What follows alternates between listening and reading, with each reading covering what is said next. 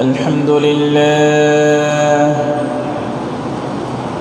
لله نحمده ونستعينه ونستغفره ونؤمن به ونتوكل عليه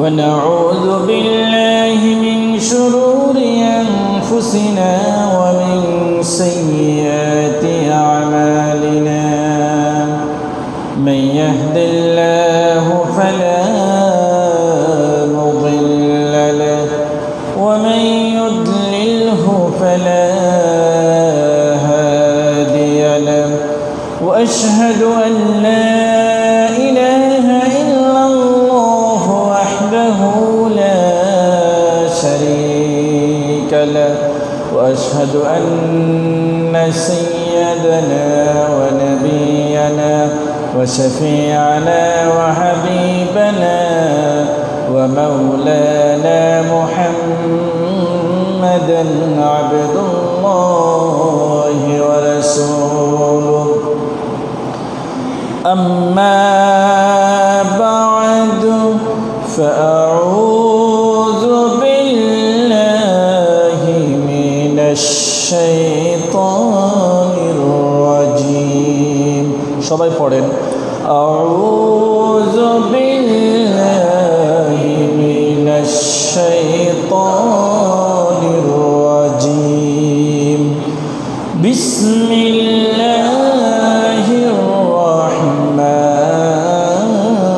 الرحيم إنما المؤمنون الذين إذا ذكر الله وجلت قلوبهم وإذا تليت عليهم آياته زادتهم إيمانا وعلى ربهم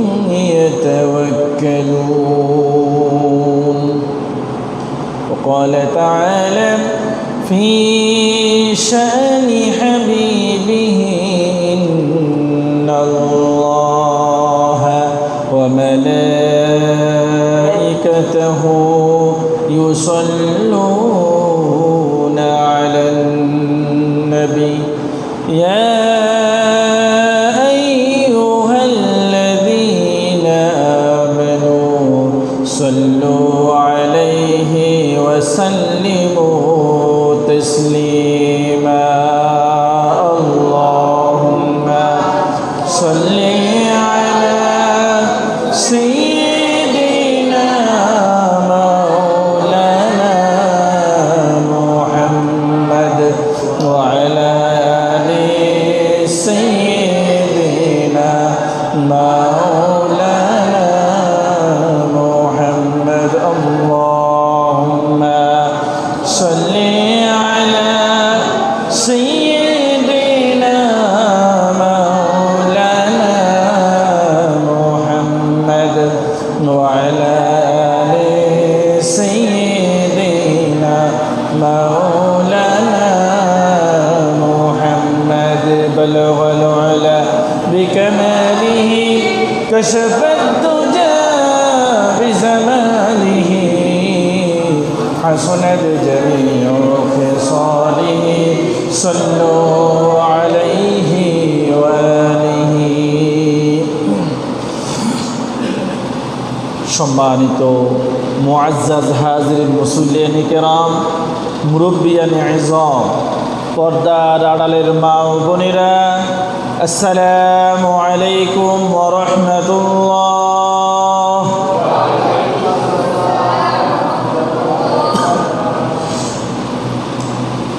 আল্লাহ সুবহানাহু ওয়া তাআলার দরবারে লাখ কোটি শুকরিয়া আদায় করছি যে রব্বুল আলামিন আমাদেরকে গত জুমআ থেকে এই জুমআ পর্যন্ত হায়াতে তাইয়্যিবা দান করেছেন।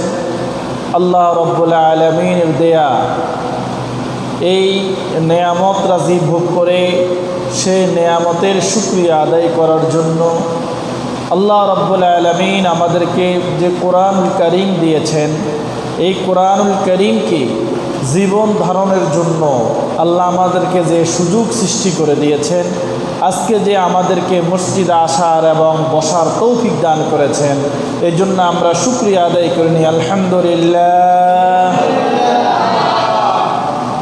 নবী করিম সাল্লাল্লাহু আলাইহি ওয়াসাল্লামের প্রতি দুরূদ ও সালাম পেশ করছি, যে বিশ্ব নবী আমাদেরকে কোরআন কীভাবে তেলাওয়াত করতে হয়, কোরআনের পথে কীভাবে চলতে হয়, কোরআন দিয়ে কীভাবে নিজেকে তৈরি করতে হয়, এই পদ্ধতি দেখিয়ে গেছেন। এই জন্য রাসূল আকরাম সাল্লাল্লাহু আলাইহি ওয়াসাল্লামের রওজায় দুরূদ ও সালাম পেশ করছি সাল্লাল্লাহু আলাইহি ওয়া আসহাবিহি ওয়া বারাকা ওয়া সাল্লাম। সম্মানিত উপস্থিতি, আল্লাহ রাব্বুল আলামিনের কাছ থেকে আমাদের কাছে একটা বই এসেছে, এটা কিতাব এসেছে। কিতাবের নাম কি বলেন তো আপনারা? কিতাবের নাম কি বলেন তো? আল কোরআন। এই কোরআনটা আল্লাহ আমাদেরকে কেন দিয়েছেন, আমরা এটার কতটুকু ব্যবহার করতে জানি, আমরা আজকে সেই বিষয়ে কথা বলবো ইনশাআল্লাহ। এই কোরআনের 5টা হক আছে। কোরআনকে আল্লাহ যখন আমার কাছে দিয়েছেন, কোরআন আমার কাছে 5টা হক দাবি করে। কয়টা হক? 5টা। এই 5টা হক যদি আমি কোরআনের আদায় করতে না পারি, তাহলে হাসর ময়দানে আল্লাহর কাছে আমাকে জবাবদিহি করা লাগবে। এই কোরআনের ধারক বাহক হলেন মুমিনরা।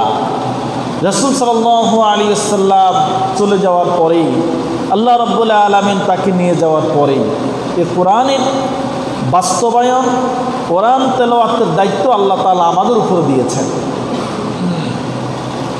এই কোরআনের 5টা হকের মধ্যে 1 নম্বর হক হলো কোরআন তেলাওয়াত করা। 1 নম্বর বলেন তো, 1 নম্বর কি? কোরআন তেলাওয়াত করা। কারণ আমরা কি সবাই কোরআন তেলাওয়াত করি? আপনি ওই রমজানে একবার কোরআন শরীফ তেলাওয়াত করছেন, আর চিন্তা করতেছেন সামনের রমজানে এত ব্যস্ত, আপনি এত ব্যস্ত, নফল যতগুলো আমল রয়েছে সব আমলের মধ্যে সবচেয়ে উত্তম আমল হলো কোরআন তেলাওয়াত করা।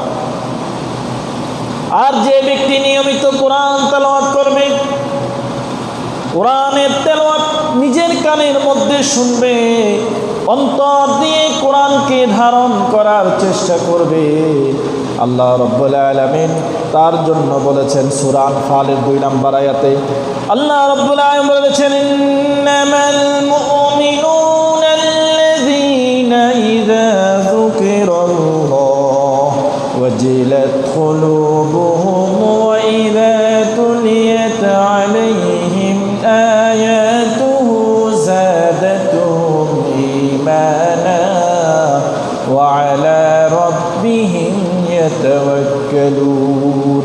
আল্লাহ রাব্বুল আলামিন বলেছেন, তোমরা যারা মুমিন আছো, মুমিন তো তারাই, শুধুমাত্র আল্লাহ রাব্বুল আলামিন মুমিনদের জন্য বলেছেন তারা তো মুমিন যারা আল্লাহকে ভয় করে, যখন কোরআন তেলাওয়াত করে, নিজেরা কোরআন তেলাওয়াত করে অথবা আরেকজন কোরআন তেলাওয়াত করার সময় মন দিয়ে কোরআন তেলাওয়াত শুনে, তখন তাদের অন্তরটা কেঁপে ওঠে, ঈমানটা জেগে যায়, অন্তরটা সজ্জীবন হয়ে যায়, অন্তরের মধ্যে তৃপ্তি পায়। যখন কোরআন তেলাওয়াত নিজের কানে আসে অথবা নিজে কোরআন তেলাওয়াত করে, মনে হয় পৃথিবীর কোনো কাজে এত সুখ নাই যত সুখ আছে কোরআন তেলাওয়াতের মধ্যে। সুবহানাল্লাহ। যারা মুমিন তারা কোরআন তেলাওয়াত করে অথবা তেলাওয়াত শুনে, এটার কারণে তাদের ঈমান বেড়ে যায়। তাদের ঈমান কি বেড়ে যায়? কাবার ইমাম আব্দুর রহমান আস-সুদাইস যখন কোরআন তেলাওয়াত করেন, আপনারা অনেকেই ইউটিউবে শুনেন না, কারীরা যখন কোরআন তেলাওয়াত করে আপনাদের কাছে কেমন লাগে? আপনাদের এই প্রজন্মের সন্তানরা গান শুনতে অভ্যস্ত। বাচ্চা ভাত খায় না, মা তারে একটা গান লাগাই দেয়, এরকম আছে না নাই? বাচ্চা ঘুমাচ্ছে না, মা তার একটা নাটক দেখায়। বাচ্চা ঘুমাচ্ছে না, বাচ্চা কান্নাকাটি করে, কান্না থামে না, মা তাকে মোবাইল দিয়ে অন্য গান, বিভিন্ন আনন্দ উৎসব করার মতো দুনিয়ার খামখেয়ালিপনা ওই ছোট্ট বাচ্চাটার সামনে দেয়। অথচ একটা বাচ্চা যখন জন্মগ্রহণ করে প্রথম আপনি তার কানে আজান দেন না? এই আজান দেওয়ার অর্থ কি? আজান দেওয়ার অর্থ হলো আমি জীবনের প্রথম দিকে, তুমি যখন পৃথিবীতে এসেছ, মায়ের পেট থেকে যখন পৃথিবীতে এসেছ, আজানের মাধ্যমে তখন তোমার কানের মধ্যে আমি ইসলামের দাওয়াত পৌঁছাই দিলাম। সুবহানাল্লাহ। এখন যে ইসলামের দাওয়াত আপনারা ভিতরে গালালি করেন, কিন্তু জীবনে যদি খারাপ হয় তো গালাগালি হিয়ন্তন শুরু হয়। বেটা তুই বসে তার তোরা আজান দিছে কে, হিয়ন্তেরই গালাগালি শুরু করেন আপনারা। ঠিক আছে না? সুতরাং আল্লাহ সুবহানাহু ওয়া তাআলা সূরা আনফালের এই 2 নম্বর আয়াত আল্লাহ রাব্বুল আলামিন বলেছেন, ওয়া ইযা তুলিয়াত আলাইহিম আয়াতুহু ইযা যুকিরাল্লাহু ওয়াজিলাত কুলুবুহুম, যখন তোমাদের সামনে আল্লাহর নাম উচ্চারণ করা হয়, তোমাদের সামনে যখন আল্লাহর কথাগুলো বলা হয়। এই কোরআনটা কার কথা বলেন তো? আল্লাহর কথা। আল্লাহ আমাদেরকে সৃষ্টি করেছেন, কিন্তু কোরআনকে আল্লাহ সৃষ্টি করেন নাই। এটা একটা কথার ফাঁক ফোঁকর আছে, বুঝে নিতে হবে। আমরা আহলে সুন্নাত ওয়াল জামাত যারা আমরা আমাদেরকে দাবি করি, সত্য পথের অনুসারী মুসলমান আমরা যারা দাবি করি, আমাদের যে আকীদাগুলো আছে, এই আকীদাগুলোর মধ্যে একটা হলো কোরআন আল্লাহর সৃষ্টি নয়, কোরআন হলো আল্লাহর কথা। কোরআন আল্লাহর কি? আল্লাহ আমাদেরকে সৃষ্টি করছেন।